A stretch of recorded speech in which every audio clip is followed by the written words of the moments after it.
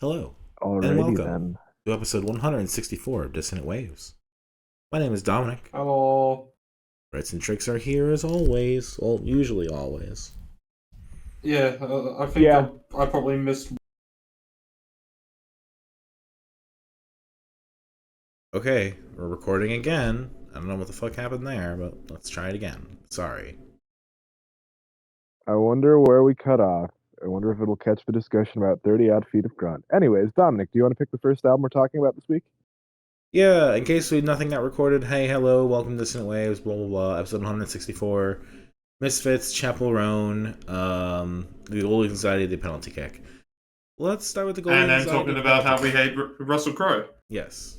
Hey, we needed that context to that. So yes, Goldie's Anxiety at the penalty kick. Their album, the Iliad and the Odyssey, and the Goldie's Anxiety at the penalty kick.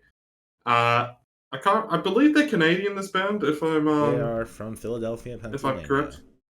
The Philadelphia. I thought they were Canadian. For some reason, I heard. No. Sorry. What it was is Canadian friend was raving about them. Yeah. So they're a folk emo indie band. That's the kind of best way of describing it. They put out an album, I believe, in 2020. So it's been Yes, a Ways of couple years. Hearing. I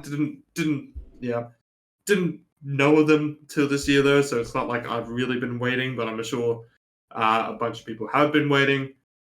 I kind of discovered this one, I believe, when April 25 got released, so I kind of got it a bit before the album, but then the album was released on April 25 as well, which I think is just kind of funny. There's those little just oddities that around this album, and yeah, I kind of just been obsessed with it for the past couple of weeks, so I figured, well, may as well put it on the podcast. Fair That's enough. the introduction.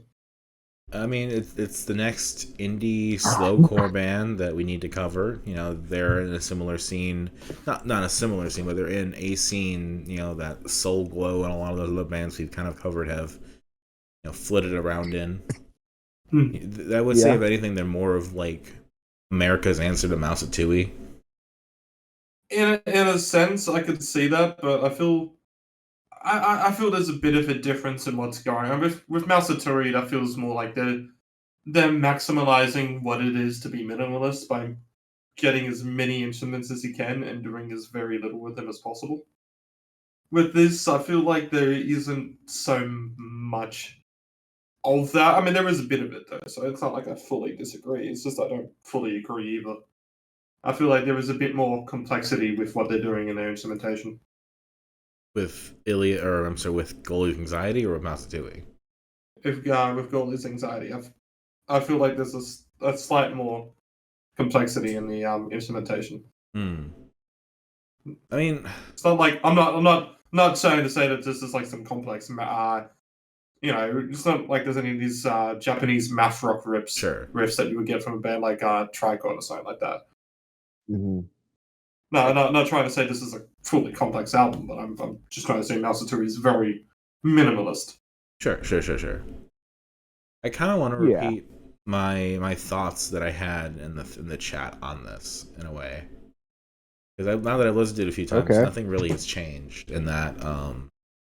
Like when I first put this on, I'm like, okay, it's another folky emo band album. I can see why it was picked, I suppose, but most of this album to me just seems rather plain and like, yeah, they were doing that thing and they have different vocalists and it's a bit rough around the edges and that's interesting, but until Mr. Settle Score comes on, it's passable. hmm Like System of One is fine. Tightrope Walker is kind of where it starts to become more interesting, but it's like flatline until Mr. Settle Score. Yeah, this is one of those times where I just fully disagree with you. I just kind of wish it I was Evie. it's in a sense maybe this isn't the most uh out there or like unique sounding album. In a sense, you're all right. There is a lot of this is just a soft slowcore folk emo album. I couldn't tell you an exact artist that this reminds me of because I think it's more of a summary of the sounds that we have at the moment, which helps it make it stand out to be a bit more unique in the scene. But you can definitely tell what some of the influences are. Yeah. That being said, no, fuck you. I think this album's interesting from song one. I think with the small sounds that they are still going for in here, there's enough variety in the songs. I think the songwriting, in a sense, is catchy in a very unique way because it doesn't feel like the choruses are coming out in this time where it's like, oh yeah, I'm fully expecting the chorus after this amount of time or these things. I think they know just how to make catchy moments in this album and repeat work, and it feels a bit odd. And it's not to say this isn't like some kind of standard 4/4, but I think it's just sorry, as I'm blowing my nose here, as I got a fucking comes out at the worst time, doesn't it? Yeah. Yeah. We all have a tendency for that, and it's my pre-pod dumps. Oh. It's not to say that this album is also without a failure in some of the things that it tries. Like I think it's interesting to have a basic, or not a basic, like a pretty regular cover of Claire de Lune to end it. Mm-hmm. But that being said, it's ended at Midwestern home. I mean, so the Claire de Lune, if you're going to compare it to anything, you got to compare it to the Three Sisters swallowing a donkey's eye, and I don't think it's as interesting as Three Sisters swallowing a donkey eye. I think Mr. Seltzor through Claire de Lune is a wonderful 3-song suite of just vibes and really interesting songwriting, and it's where the album comes alive for me. And yeah, I think Claire de Lune goes on a bit too long, but it really feels good post Midwestern home to have that. If those 3 songs, if I could just lop them off and maybe put in like System of One and flush it out a little bit as an EP, this would be number 1. I can Again, see that, fuck you. I disagree because I think the strongest moments on here are on like all before that. I mean, my personal favorite from this is that switch up that happens in Tightrope Walker, Stranger in These Dark Times.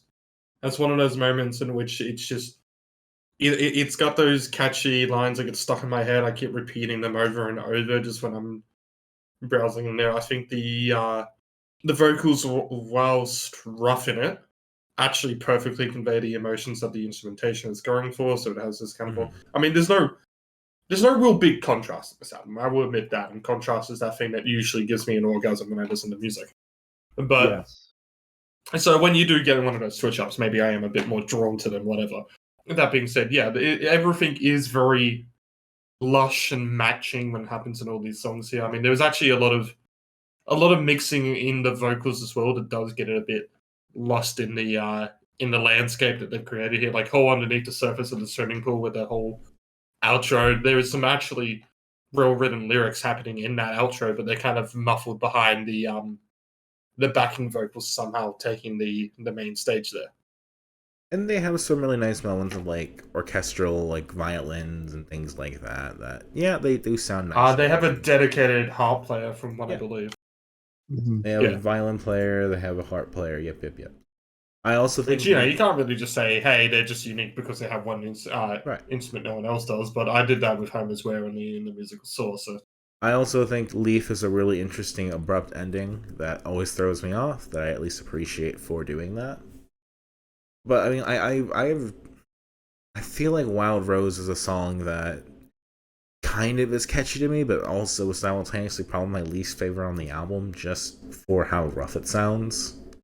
And I do like rough music. I do like when things sound imperfect and like it's about the passion versus the technical artistry sometimes. And because I always go for passion. I always go for something that people seem invested in. But with some of these songs, it's just like I just feel like some of it's like, yeah, you could have done another take. Like, I don't know. Yeah. I mean, why that one? In a sense, the biggest downfall is probably the reason I'm probably most drawn to this album as well is the imperfection of this album. Because there are moments in it, even though I still fuck with the vocals on it, you can tell at times like her vocals probably could have taken another take or something like that. It's not perfect. And it's probably the same with the guys. I'm just noticing it more on hers. If that's just some internalized sexism with me or something, that we'll figure it out later. But that is still the main draw of it, is the fact that, it is rough around the edges. It feels a lot more authentic having this emotion. So it comes into a case of, like, what do we, if you work on that better, does that make something else worse? It's a bit of a double-edged sword there, or whatever the term is. Mm-hmm. But I disagree with you on Wild Rose. That whole section of I can't say that whole section because I don't really care for First Time, but April 25 to Tightrope Walker is probably my favorite section of this album. That's very interesting to me. Yeah. I know, maybe it's me taking out my basic white girl, but I don't care. I mean, I don't think picking this and having strong opinions on this is being a basic white girl, but sure. No, I meant the songs that I've selected out of them, because they're probably the more simply structured songs out of the album. Sure. I think there's a more basic white girl pick this week than No. I'm not talking about what's the most basic white girl that we could do. Full stop. I'm talking about for just this album. Sure. I know, but I'm saying that I don't think that this is the most. I know what the most basic white girl pick was this week. I've talked to it was the enough Misfits, basic obviously. white girls. Yeah. But the Misfits are huge with white girls as of circa 2012. You cannot go into a lesbian bar without hearing Teenagers from Mars. You can't. It's true. It's what are these kids on these days? I don't know. But Danzig found a way. Yeah. Although, going back onto this, I fully see why you like Mr. Settled Score. That is, like, probably the most satisfying outro on this record. Not even the outro, just like the second it starts and you get the guitar riff, I am instantly hooked. Yeah. It's a real simple, but it has that real nice kind of just moments where it just hits in a way that nothing else until then does for me. Where it's like I am immediately pick it out of a crowd. I am rapturously intent on listening all the way through. I'm content. I am just it stands out as like an emotional core of an album that like is like covered in like cellophane at times. It feels like like everything like it feels pretty consistent and pretty one note on some of that stuff before then, and then it's like, oh, okay, this is where like the feeling and the meat of the emotion is. And Midwestern Home, I think, do I like that song also, even though it sounds like all the other songs, because it comes after Mr. Cell Score? Maybe. But I think that's also another moment where the songwriting breaks through for me in a way that I enjoy. I get that. Trix, what do you for me, generally this think? album... Yeah, that's what I was going to say. Then Trix was talking and we interrupted her, and now I'm still talking. Much like the Iliad and the Odyssey, I think this is a work that you need to absorb over several months. Sure. It took me a week. You're a different case, Ritz. I'm talking about Yes, I'm talking about just run-of-the-mill normies. I have a feeling that this could quickly grow into one of my favorite albums we've covered this year. Like, I could see this popping up as like a number 7 on my favorite albums of the year. But like, that's a random number, but I respect the fuck out of it. Well, it's like late, but it's not like too late, But anyways, I think I could see myself really enjoying this album, but on the first couple listens, I just thought it was okay. I mean, I could see that, and it'll be a similar thing in the sense of Mr. Sales Score will probably be on my top songs of the year, but like, it's such a skyrocket for that compared to everything else I feel about it. Well, the section that I previously mentioned has already been in my constant rotation this year, so there's no like, oh, will this be or will this not be? It is. And that being said, there are other moments on this album as well that I really appreciate. I think the songs do stand out enough for me, despite the very similar sounding things. I mean, I'm usually a man who loves a bit of differentiation, especially in songs and stuff like that. And there's not too much of that in this album. In there, but it all flows together in a really nice way. I think it's a really pleasant listen from start to finish, but that finish is kind of at Midwestern home. I think Claire de Lune just goes on for a bit too long, and it's just a bit.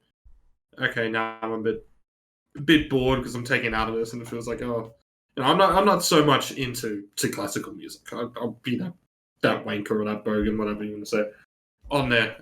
And funnily enough, I found Flight Facility's version of Claire de Lune to be one of my favorite songs of the last decade. So who knows? Maybe I like a bit of electronic sound sometimes. I don't know. I didn't really dig the 7 minutes of Claire de Lune that we got at the end of this album. It didn't feel like it was unneeded for the start. I feel like it was just unneeded to be as long as it was.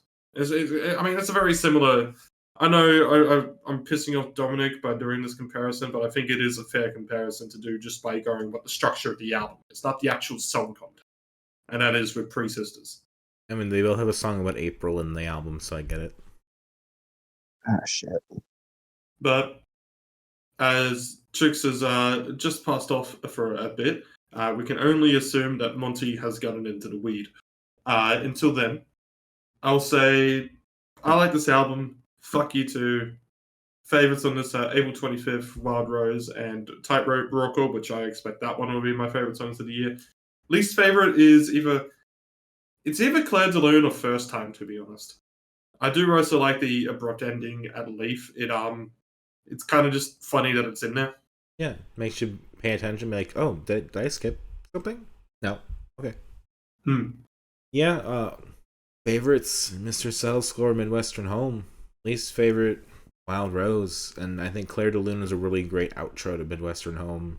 That does go on too long, but I feel like if I were to see that in concert, it could really, really go off as like a captivating emotional moment if it's done right.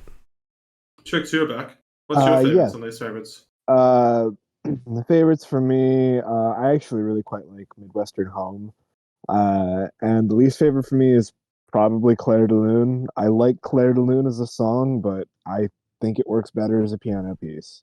And also, I'd like to clarify that Claire de Lune and Claude Debussy is, in fact, expressionist and not just classical. Classical refers to like the specific time period that like Mozart was publishing music. Anyways, music nerd tangent. Okay, nerd. Then why do they call it the classical music genre? Because of normies. These normies only listen to Mozart. I listen to Debussy. I can't fucking stand Mozart. I'll be fucking honest. He uses the Picardy third way too much, and I just fucking hate the Picardy third. Because why would you ruin all tension that you have in a piece with a major chord at the end of a minor piece? It just makes no fucking sense. Ironically, Trix can only think of Debussy. And speaking of for the gays, are we going for Misfits? See, what, you got really robotic there, and he just like did an ascending chord, basically. Muse's Plug-in Baby, but performed by Trix. Yeah. And then you just come back with Debussy, and it's like, okay, whatever you were saying, there's the context. So Misfits? Claude Debussy. Anyways. Shall we go to the Misfits? Posting something about the Misfits. Oh, that's why Trix was lagging, because she was posting a fucking meme in chat. No, I was not posting that until I just said I was posting it. Yeah, so Misfits Collection 1, Collection 2, basically the whole, if not every single song, and pretty much everything that they were doing in the early 80s, late 70s. Yeah, the kind of era the only era that really mattered for the Misfits, if you ask me. Post the Danzig years, it just kind of, I don't click with it as much. I like Danzig. I don't think many people did. I mean, they're still doing stuff. Yeah, he's a dick, I'm sure, but like he's still doing stuff. But like, I dig him as a musician. Yeah, funny enough about this meme, didn't he do a covers album of Elvis? Yes. That wasn't him, but he might have. But I know that if you're talking about Earth 8050, or whatever the hell it's called. That was the Misfits with just the original bass player, I want to say. No. Danzig Sings Elvis is the 12th studio album by American heavy metal band Danzig. Yeah. That's what I was on about. And the memes talking about Danzig doing it with an Elvis accent. I believe Fantano I'm less familiar with solo work. I think many people did. But I can also see why they want I know what we're doing next week.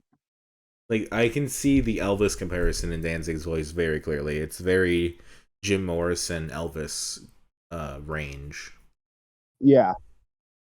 Like, I was reading in my little not research like I used to, but at least trying to read up on things, that Henry Rollins was a friend of Danzig in this era, and so Henry Rollins would sometimes take vocals for songs like "We Are 138," and I can totally see it. All right. Yeah. He's got that similar lower vocal range. Mm-hmm. But yeah, 40 songs.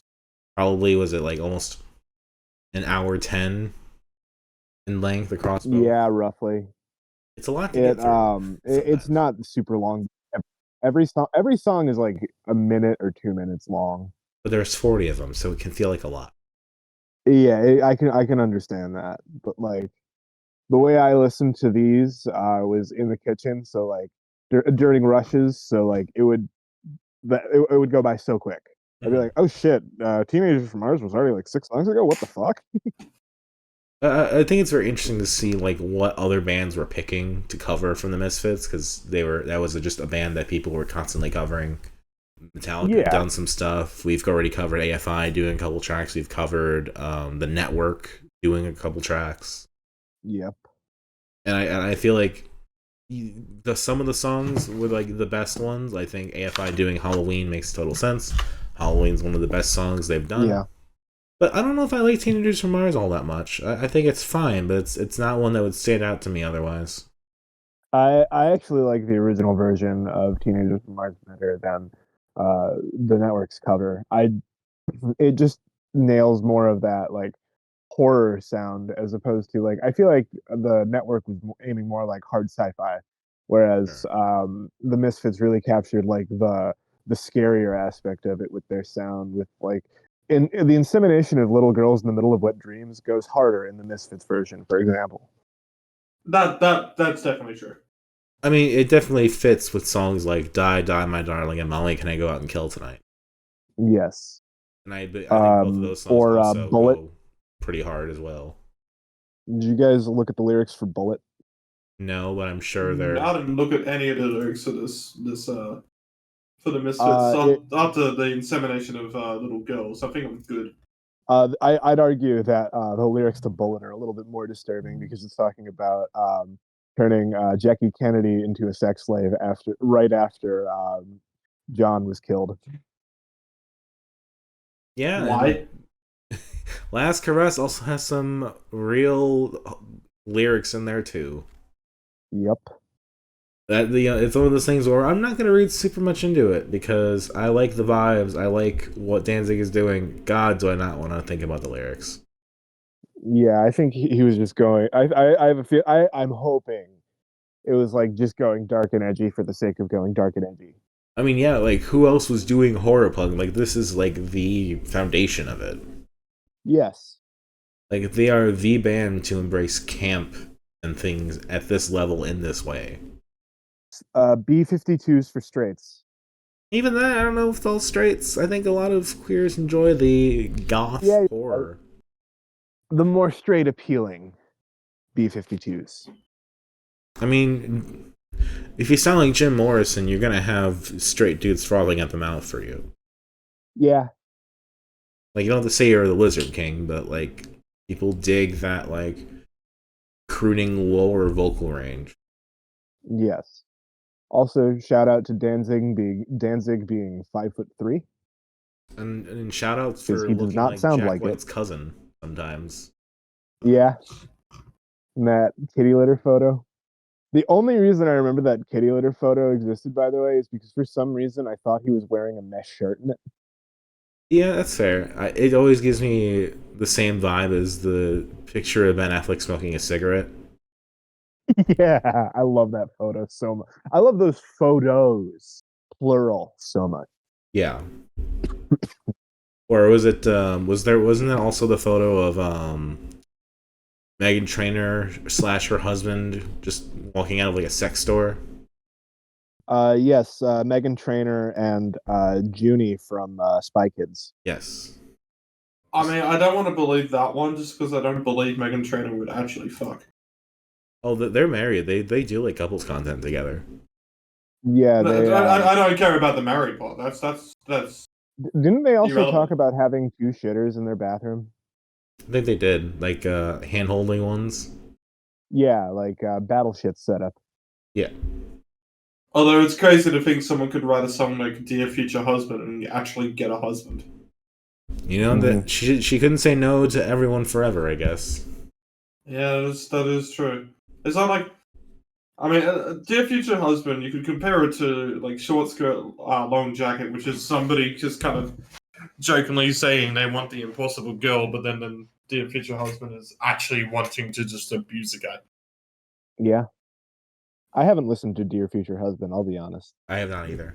I can get the lyrics up for you if you want. Okay, so it doesn't revoke my gay card. Meghan Trainor likes to believe she's the because she put out a very controversial song last year called "Mother," where she was kind of appropriating queer culture by claiming that she is the mother. No, I mean, Cher is mother. no. Yeah, you can go shit. You can even go Kylie. You don't go Megan. Stevie Nicks. Meghan Trainor is the one that did that No song, right? Which one? My name is No. My sign is No.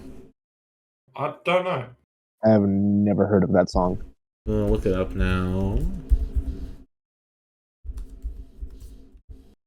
Meghan Trainor. Oh yeah, so Yeah, no. Yeah. But this is the line, by the way, Trix, that will probably make your skin crawl. Is after every fight, just apologize, and maybe then I'll try and let you rock my body right. Even if I was wrong, you know I'm never wrong. Why disagree? Why disagree? That was said unironically. Yeah, that was a little small verse that was put out in a pop song, with the whole no self-awareness. Yeah. The only song I ever really heard from Meghan Trainor was No, where it's just my name is No, my sign is No, my number is No, you need to let it go. You need to let it go. You need to let it go. Not to the yeah, that is Meghan Trainor. I'm just looking at Genius lyrics film, but I don't think I really don't try to listen to her, I'm not gonna lie. It's just whatever plays when I'm literally trying to get my groceries and I forgot my headphones. There. Mm-hmm. They play. Now, Trix, you've neglected to mention one important aspect about Danzig that I'm surprised about so far. What is that? Where he's from. I actually don't know where he's from. Lodi, New Jersey. Fuck. Yes, I understand this one. Makes sense.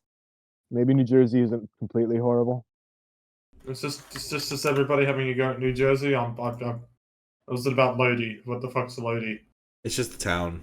It's just, the typical New Yorkers hate New Jersey. New Jersey hates New Yorkers. Yeah. I also have beef with New Jersey disco fries. The fuck are disco fries? They made poutine worse. Poutine is good. Don't say poutine worse. It's shredded cheese instead of curds. Okay, yeah. And because every place, nobody is going to be shredding their own cheese in any restaurant environment unless they're fucking crazy. So any New Jersey diner, especially New Jersey, they're going to be using bagged shredded cheese. Bagged shredded cheese has cellulose on it as an anti-caking agent, and that shit's going to be all over your fries. No, thank you. Actually, interestingly, 8 members of the Misfits are from Lodi. Not a surprise, actually. Because, of course, the Misfits had a rotating just cast list, basically. Yeah. You just gotta wonder, What is it? Is it just that they're hard to work with, or they just can't deal with it? Like the touring and the recording is such a specific skill and like job that it's actually harder to do. Because there are Yeah, bands that are maybe. really good at it and stick with like the same people, and then there are just bands that like can't keep it together. Maybe they just hate working with each other. Punk drama. Yeah. I've gotten away without saying a single thing about these albums. How cool is that? Tell us, Ritz. So I'm Tell us guessing about you weren't huge on them, Ritz. Yeah, well, they exist. Yeah. Okay, I'll be a bit more in depth about it. So this is kind of like my most deep dive into the Misfits. Obviously, I've heard a couple Misfits songs before. You don't get around playing as much Tony Hawk as you do about hearing people cover. Obviously, there's been all the other covers, and then there's just been the actual original versions and stuff like that. You know, you hear that stuff Yeah. as it goes on, and I admire what the Misfits have like done just as a band musically for basically inspiring a lot of other punk bands to come up. And there's you don't hear these bands doing these covers about them being inspired by the sound and stuff like that, but most of the time I think the covers end up better than the original. I think the Misfits are a really good concept punk band, and I think that's what history has gone and showed. Most of the time listening to this, it was just a whole, okay, well, this is just more of the same. I didn't really get too big into it, but I can't say I hated any of it either. I think it was just okay for most of it. That being said, I still like Astro Zombies. But that also being said, I think the MCR version is better. Fuck you. it. Yeah, it's my hot take because I also think Astro Zombies is MCR's best song. Yeah. I will die on the hills that nobody is ever. It doesn't even know where the fucking hill is. Man dies on hill on Mars. Die hill from Mars. I can't make this one work. Comparatively, I really dug what this band was laying down. I don't think they have 40 good songs necessarily. I think there's some just kind of like whatever stuff in these two compilations. There absolutely is. But like I dug it in a way that I did not dig The Cure. I dug it in a way that like some of the other stuff we listened to from this era like didn't click anymore, but this definitely clicked. Just knowing that like this is like the progenitor of like a lot of stuff we have now is like cool and interesting. And I'm sure like if I was listening to this in the 80s, it'd be really unheard of and weird to listen to. Yeah. I will say that this is probably going to be the first in like a mini series or like an ongoing quest to just cover real old school punk. I totally get it. There's some really good stuff. And eventually we'll get to the DIY folk punk of Violent Femmes, and we'll all be happy. It'll take a while there because I wanna relish in the 80s. We really got to talk about Dead Kennedys. We got to talk about Bad Brains. There's a lot we got to talk about. Talking about Dead Kennedys is just going to be like 90 minutes of just going against every member of Dead Kennedys except for Jello. I respect Klaus Fluoride as a bass player. Yeah, but it's a bit ironic to be in a band that had the subject matter of Dead Kennedys and be as pro-capitalist as some of those members were. Yeah. I dug like Go ahead. I was gonna say just for like an example, Too Drunk to Fuck being used in a rape scene in a movie. I was gonna say I really just dug that some of this stuff was really soaked in like 60s kind of surf punky stuff. Oh, very much so. And it's I can see how that thread has continued to today, and I think it's partially because the Misfits were there, whether it's a direct correlation or not.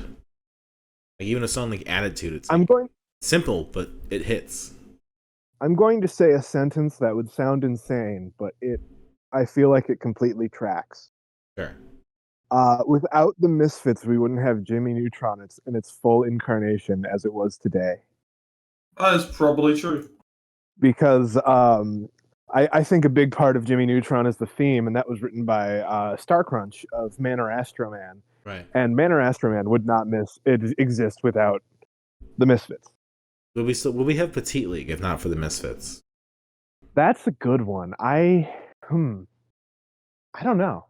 Because I think, as far as like DIY, but still in a music scene, I'm not talking about like an outsider music necessarily, but Yeah. I think this is the DIY, like we just need to record and get it out there and do this stuff. There's a zest Yeah. here, and I think having that surf punk stuff as well and those influences, like this is a reason a lot of that stuff stuck around, because then bands picked up on it right away.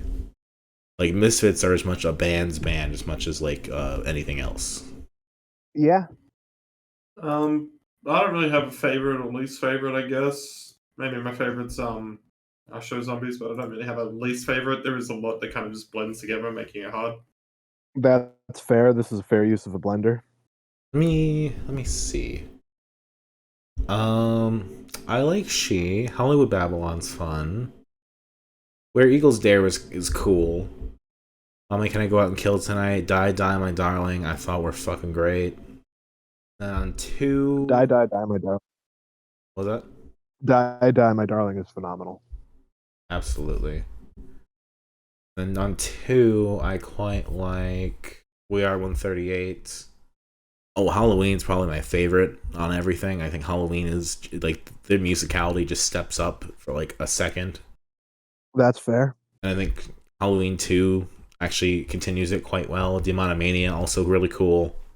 I don't have as much, like, standout moments on Collection 2, but I think Collection 2 is the better of the two as well. I disagree. I think Collection 1 has the more solid songs, and I like what Collection 2 does, and I like some of the more experimental stuff with, like, the synths and whatnot, but I prefer the simplicity of Collection 1 and just the hardcore punk of it. That's understandable. I'm just like looking at like which one vibes with me more. When you got Halloween, That's fair. Demonomania, and We Are 138, it's like, no, that's the one. I will say one of the things that prevented me from listening to the Misfits a lot was all the weird kids in middle school would wear Misfits t-shirts. Sure. So I'm like, okay, maybe not. And it's worth mentioning too that like some of the songs, especially in Collection 2, were redone specifically so Danzig could avoid paying royalties to everybody else. Yeah. So, not fucking cool. Not cool at all. But God, some of these songs sound fucking great. Anyways, favorites for me, I'm going to mostly just go off Collection. Collection 2 is good with just like Halloween and Halloween 2 being the standouts. I liked Blood Feast too. No release favorites off it. But for Collection 1, favorites for me are, I quite actually like Bullet, Teenagers from Mars. Skulls is really fun. I want your skull.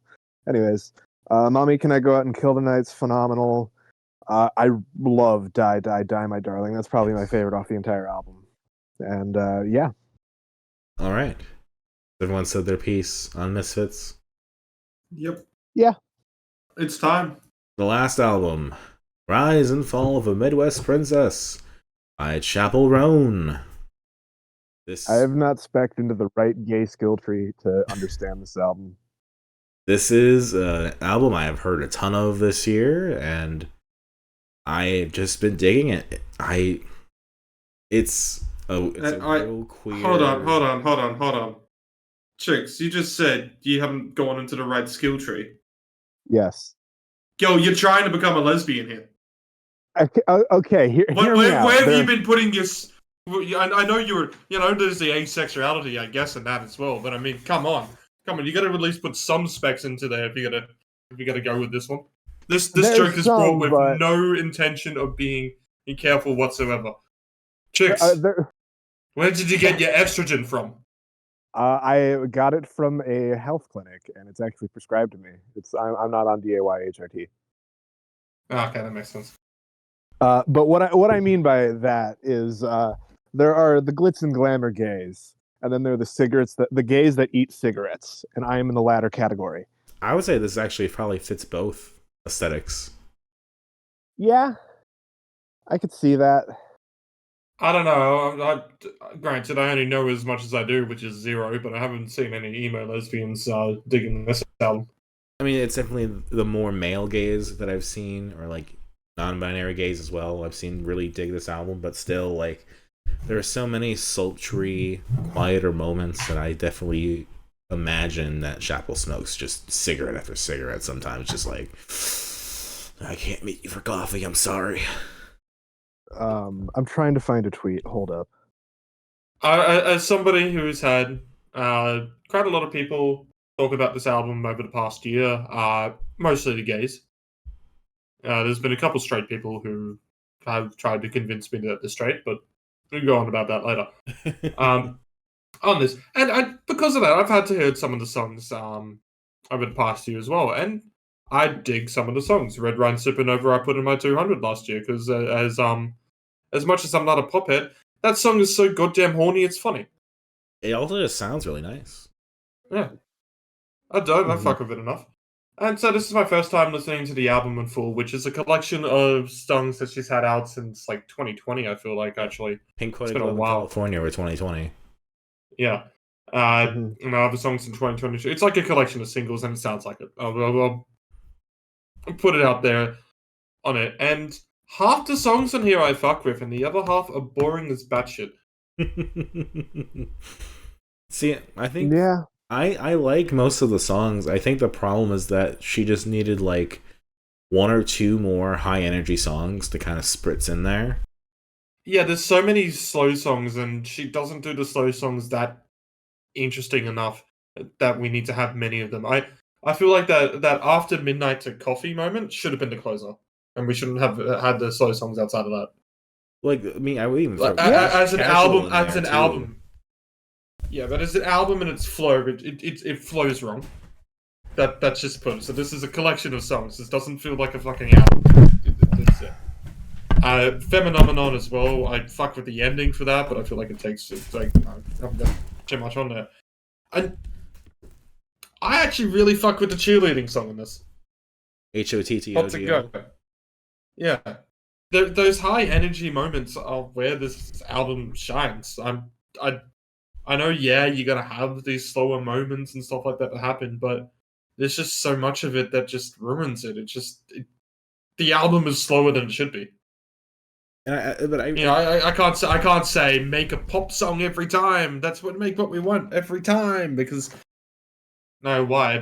What she's doing better is the high energy content. Yeah, and there just needed to be a lot more energy into this, because that's what was working. The other thing that is working is the horniness, and this album is incredibly horny, and she's doing that right. And I think there are songs that kind of straddle both the slower and the faster stuff that kind of have their own identity. Like My Kink is Karma is not a fast song necessarily. No. But I do quite like it. Like there are songs that, again, if she had just calculated a little bit to the left and like maybe put it in another high energy song between like Coffee and Casual, I would have been fine. But like when I look at the list here, I'm like, there's nothing I would super cut except maybe the very end of the album. Oh fuck, I forgot to make the joke as well. Why are the gays going on about Chappell Roan? I thought we cancelled that guy. It's Chappell. I know, that's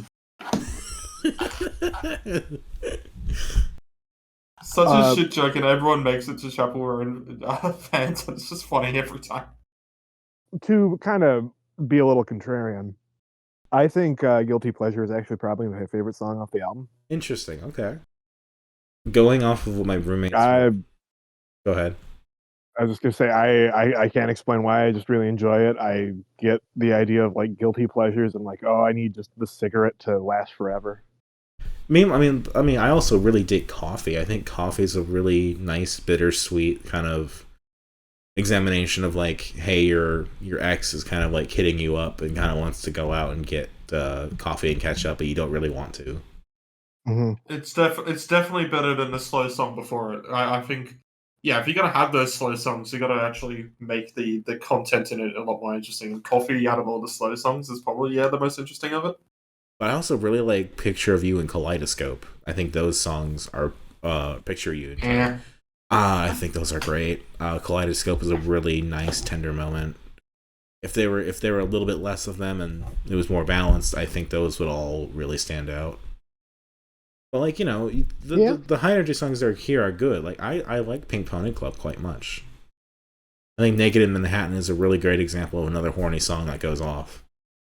So Dominic, you picked this because you said, it's been a hell of a week, and you're blasting what basically your roommates have been blasting. Yeah. How long have they been blasting this for? I first heard this album the day we went to Cleveland. So that would have been a couple months ago, if I'm correct. The beginning of April. It would have been just under a couple months ago. Yeah. A month and a half ago. I'm surprised it took him that long. Yeah, that's fair. From what I understand, this actually has been going off quite a lot in the last few months. Yeah. I mean, can't remember what month it was. I think it was October. Or, you know what? I think I can remember what gig I went to that day. Let me check, dude. Conversely, on the opposite, this Bader Meinhof me, I think, is the phenomenon where, like, once you learn about something, it keeps popping up. What did I go to? Sure, yeah. Like I'm sure I saw Midnight Supernova on your list, Ritz. I just didn't like see it and internalize it. Yeah, no, I'm looking at my Seen Live list. This is the thing now. I think it was that I saw instead that day. But she did a sold out tour in Australia last year. That's awesome. It wasn't at the biggest venues ever, admittedly, but they were still like big enough. Liberty Hall stocks like what is Liberty Hall's capacity now? I'm gonna fucking check that out. I believe it was sold out as well. It was near sold out at the very least. Yeah, that's 1,200. That's not bad. That's definitely not bad. What did I see that day? I saw. Was it this? What was? Oh my god, I can't find the times. No, I think it was a week afterwards. I might have seen. I don't know what I saw. I saw something that. Oh, I think I saw Betty Ray's that day. Hell yeah. Yeah, I was like, what did I see that day instead? Because I could have bought a token of Tixel. I was like, yeah, maybe because she is just gonna get bigger and bigger and bigger, and I can go and say, hey, I saw this, then I saw Betty Ray's, and honestly, I made the right choice. I have definitely talked to people that have said that they bought a ticket for like over $300 because that's the cheapest it's ever going to be. Oh, it wasn't that bad here. I regret not going to Rainbow Kitten Surprise like that. I could have saw them in a bar. I chose to saw Royal Otis over Rainbow Kitten Surprise, and it was the right choice because Rainbow Kitten Surprise cancelled. Yeah, totally understandable. The thing that's interesting too is like you can listen to an album and think it's fine, you kind of fuck with it, whatever, but then putting it on this show is always kind of a risk because that means you're kind of paying attention to it and really trying to like get it or like internalize it in some way, and sometimes that means it doesn't hold up as much as you think it does, or it gets boring in a way that you're not expecting. Interestingly enough, I actually came to really appreciate this album a lot more by like focusing on it than I would have expected. Like I think before I picked it, I was like, "This is fine. This is totally fine. I like some of these songs. This is whatever." But no, I dig this. I get it now. I think that the parts that I don't like are the parts that probably are the most like hyper gay, like club scene stuff. Like I think Phenomenon is the worst song on the album. Mm-hmm. But like there's a really good mix of slower emotional moments and hyper energy songs that I think it's a great example of what a pop album should be. That's fair.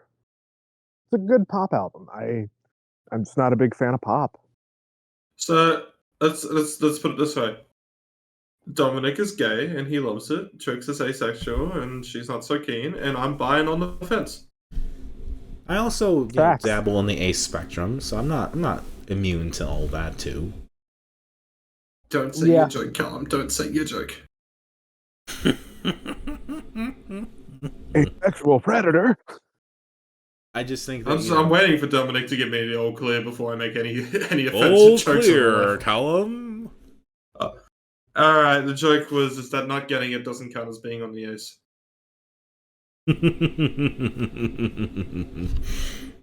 If I wasn't getting it, I wouldn't be complaining. I'm not getting it, of course I'm listening to Chappell. I'm not getting it. Of course I'm dating somebody long distance. Oof. That's just an oof. Anyway, yeah, I think there's parts of this album to really appreciate. There are some really catchy poppy moments. I'm just judging it, I'm not the biggest pop fan, but if a good pop song comes out, I will appreciate it. I think Red Ryan Supernova is the best song of this album because it's the best produced and best written pop song, and it's also horny in a funny way. It's not Craig Montero levels of horny, which was just holy shit, this is so gay, it's incredible. This is gayer than 5 dudes blowing 6. I think a nice barometer I would point to is that I prefer this over Chromatica. I do too. Yeah, I mean, that's actually a really good comparison because Chromatica is one that I also had a song in my 200 from because I liked Alice a lot. I thought that was actually a surprisingly good track from an artist I didn't think I would ever like a track from. That being said, I've never gone back to Chromatica. I know there was that one song of Blackpink, though, that was absolute trash. Sour Candy. Yeah. Yep. This doesn't have a song as bad as that. It doesn't. Like I think the only song we've not really mentioned at all was Super Graphic Ultra Modern Girl, and that's just a Madonna song, basically. Yeah. Yeah. Like, there's some really nice, like, moments of, like, discovering oneself and, like, some pettiness and some fun moments, and then just, like, going over failed relationships and the things that happen and watching somebody fall apart, and you think that's kinky and fun. And I've got to go find the wide variety of emotions. Shit. I know when I did my top 100 last year, one person wouldn't stop going and saying, "Surely you got Chappell on your list," and then they got pissed off when they found out I only had it once in the whole 200. Let's see, where is the? Someone posted it in like the show off your merch or something like that. I swear, like one of the bloody things that you could get was the fucking camo hat. Also, I just want to say that I like fucking Mandela Effect'd myself with this album, where I was convinced it was a self-titled album for a good few solid weeks there. And then when I was getting it ready for the podcast, I'm like, oh, it's not? What? I got Mandela Effect'd this episode too with Danzig's nice shirt. Fair enough. I didn't get Mandela Effect'd. Suck shit. Well, I guess there's your episode title. Ritz didn't get Mandela Effect'd. Yes. Or doesn't get Mandela. I could have sworn it was a different episode title. Maybe I'll just That's the one we changed. We changed it in a year.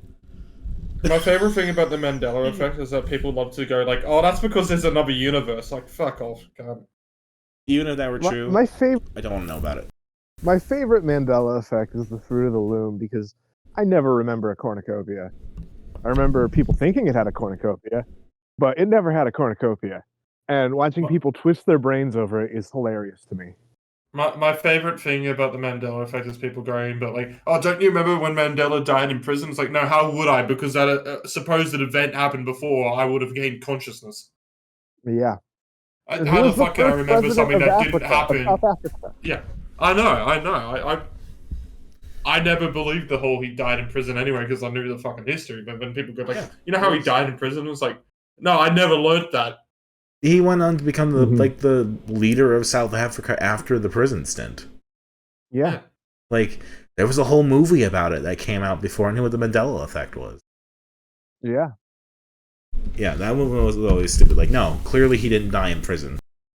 Like, the Berenstain Bears one, I think is like the one I get because I thought it was that. But like, you're also a kid and you're not reading properly. Yeah. Yeah, and Bernstein is like a more common name, like Leonard Bernstein. One of the local grocery stores near my parents' house had a cornucopia, so like the Fruit of the Loom thing doesn't phase me. Cornucopia. Yeah, there was cornucopia video is still my favorite. there's a cornucopia in. We actually had a place just called Peter's Cornucopia, That's a nice store name. and it was just like hippie food. That's unfortunate. Like, it's actually pretty cool because they had stuff like goji berries in the 2000s, and like, it was expensive, but like, it was like where you went for supplements Love supplement. and tofu. Tofu's good. I need to get some properly cooked tofu. I've done teriyaki sticky tofu rice balls now. They're great. Recommend. I need to get some sesame seeds to put on top of them. I've planning been on doing deep it this fed week. these past few months because I just cook burgers at work and eat them when I get a free minute. Since we're done about Chappell Roan, should we do the favorites, least favorites, I guess? Yeah. Favorites for me, Sure. Red Wine Supernova, My Kink is Karma, Kaleidoscope, Pink Pony Club, Naked in Manhattan. I also like Picture You. My least favorite, we're going to do Phenomenon. Favorites, HOTTOGO, Red Roan Supernova. Least favorites, probably something like California, to be honest. It's just like pretty fucking boring at that point. Favorites, guilty pleasure, least favorite, phenomenon. All right. Rankings for the week. I'll start. I think I liked Collection 2 the least, and then I liked Collection a little bit after that, and then I kind of like the Rise and the Fall of the Midwest Princess over that. They're all got their inconsistencies, but in the end, none of it really had a bad song. That most just had a lot of things that were boring, and I think the overarching of just similarities in the Misfit stuff makes it at the bottom for me. And then my favorite is the one that I've been obsessing over, and it's probably ironic because it has a lot of similar sounding songs, is Goalie's Anxiety at the Penalty Kicks, the Iliad and the Odyssey, and the Goalie's Anxiety at the Penalty Kick. I'll go next. Least favorite, I'm going to go with Chappell Roan. Then I'm going to do Collection 2, actually. The Goalie's Anxiety at the Penalty Kick, and Collection 1 up top. Well, I'm glad we're all being different this week. My least favorite is the Don't Goalie's you do Anxiety. it. Don't you do it to me. No! Above Goalie's Anxiety, I'm going to put Collection 1, then Collection 2, and at the top is Chappell Roan. So, no universal this week. Everyone has to do their own opinion. Yes. We have to be adults and accept that we are dissonant. Indeed. Dissonant Waves, but we don't have the same opinion? This is just not fair. I gotta go send a death threat. Send your death threats. Send your death threats to dissonantwave@gmail.com. Just don't send your death threats. Alright, what are you picking next week, Trix? Okay, I'll go first. I am going to pick an artist that we have not covered since 2019, and it's a pop artist. It's because Chappell Roan was not my cup of tea for pop, and I'm like, let's pick my cup of tea for pop. We're going to be picking the 2011 album Making Mirrors by Gautier. Oh, fuck. Hell yeah. Which I'm not surprised about because Trix asked me a bit ago, hey, does this have any Oz tracks? And I believe, and I will confirm if, you know what, I can confirm it right now, but I believe it's actually just the same internationally because of the success that it got internationally in the Times and all that stuff. And yes, it seems, well, I can't actually check it on this, but yeah, I believe it is the same. That's that's an album I've been meaning to pick since 2019, so thank you for picking it. You're welcome. Dominic, you go next. Alright, kind of keeping in the vibe of I want to do some stuff that makes me happy, and I want to cover some stuff that I just like. Well, we're going to wrap up another artist, and we're going to wrap up Origami Angel. We're going to do the Quiet Hours EP, the Doing the Most EP, and Origami Angel Broke Minecraft. And because it exists, and I'll link it after the show, they have a song called Yuletide Carol that I'm going to throw in as well. Yeah, I'm going to make sure that you link all of that because I can't be fucked putting it into the... Yeah, I'll get you. It's Spotify at the moment. So, yeah, whilst we're on this, I haven't really talked about it too much on this podcast at all, nor do I really plan to. But I've had a kind of major event happen in my life that I'm not so happy existed, but might be how it is. So, because of that, I turned to music that I usually always turn to, and there was a gig that I went all the way down to Canberra to see, because I knew if I saw both those artists, it was a good excuse for me to scream in public. Always a good And excuse. yeah, it worked. So anyway, Dominic will be very happy because I'm covering one of those artists and the other artist as well, but Dominic's probably not as happy on that one. So with that, I'm going to start off with Luca Brasi's By a Thread. That's just to do a little tease there, just do a little stretch before I announce the next one on there. What's the album called? Because it's just really funny to By a Thread. Oh. Yeah, 2014 album. But also to now stop giving Dominic blue balls. Yes, we'll be covering Spanish love songs, Brave Faces, everyone. Hell yeah. Honestly, we're having a really great streak recently. Yeah. I think these last few weeks have been full of really great stuff. Indeed. All right. That makes this next episode going to be Luca Brasi, By a Thread. Spanish love songs, Brave Faces, everyone. Gautier's Making Mirrors. And Origami Angels got the Quiet Hours EP, the Doing the Most EP. Origami Angel broke Minecraft, and their song on a compilation called Jewel-Tide Carol. The Christmas song, if you didn't get the reference by now. What's Christmas? Who knows? Who's Santa? I know that Michael Bublé sucked Santa's dick like the rest of us. Oh, Michael Bublé.